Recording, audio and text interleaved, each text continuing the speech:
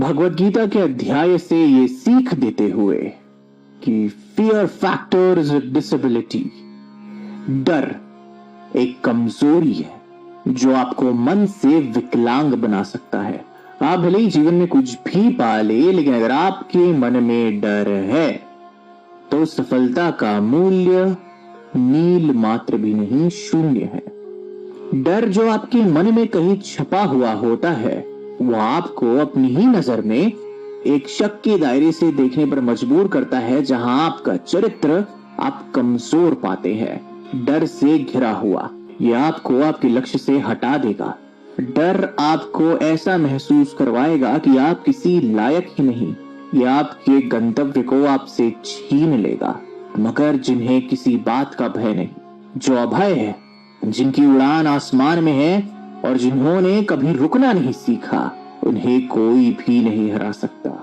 भविष्य का डर और आत्मसम्मान खो जाने का डर, यही दो रोड़े हैं जो आपको अपने जीवन के लक्ष्य से कभी मिलने नहीं देंगे। आखिरकार गब्बर भाई साहब भी कह गए कि जो डर गया समझो मर गया। हंसने हंसाने की बात और है, लेकिन अगर उदाहरण के तौर पर देखा जाए, कंपनी क्वार्टर मास्टर हवलदार अब्दुल हमीद एक ऐसा सिपाही जिन्हें इनकी शहादत उपरांत, बलिदान उपरांत भारतीय सेना के सबसे बड़े गौरव से नवाजा गया। इसका नाम है परमवीर चक्र। तारीख थी 10 सितंबर और 1965 की लड़ाई में पाकिस्तानी सेना ने धावा कह दिया हिंदुस्तानी बॉर्डर में घुसकर अपनी पैटर्न पैंजर टैंक्स के द्वारा। इंडियन ट्रूप्स, भारतीय सेना की कुछ टुकड़ियां इतनी भयानक दहशतगर्दी मचाकर आती हुई टैंकों को देखकर भयभीत हो गए और पीछे की तरफ हटने लगे।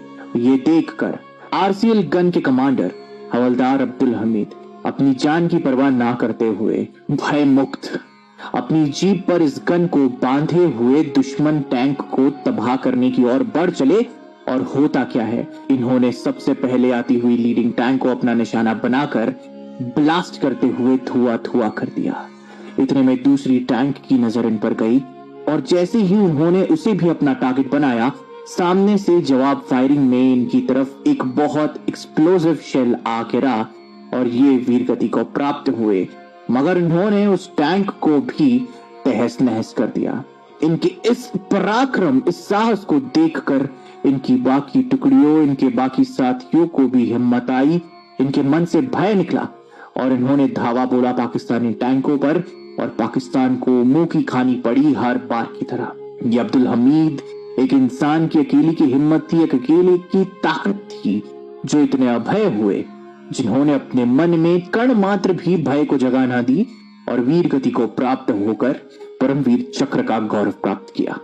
भय आपके मन को विकलांग बनाता है, इससे बचिए और आगे बढ़िए।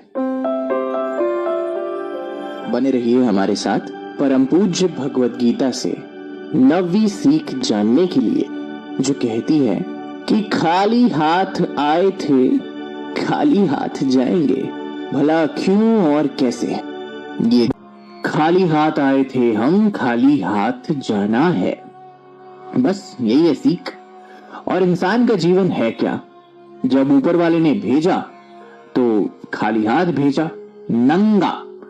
और जब हम जाएंगे भी, कोई मिट्टी में समा जाएगा, कोई धुआं बनकर उड़ जाएगा, तभी भी हम बस अपने आप ही होंगे और हमारे साथ कुछ नहीं जाने वाला।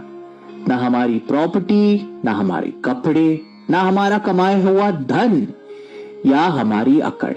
जैसे आए थे बस वैसे ही मिल जाएंगे प्रकृति की गोद में।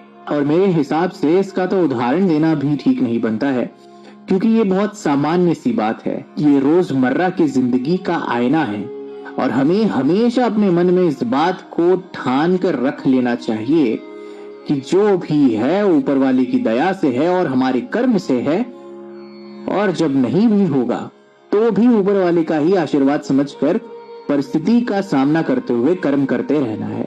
तो ये दुनिया एक बहुत बड़ा रंगमंच है और हम इस रंगमंच की कठपुतलियां जब तक शो चलेगा तब तक हमारा सफर चलेगा। क्या कमाएंगे, क्या कमाएंगे, लेकिन जब जाने की बारी आएगी तब तो नंगे ही आए थे और नंगे ही जाएंगे, वो भी खाली हाथ। बने रहिए हमारे साथ परम पूज्य भगवद गीता से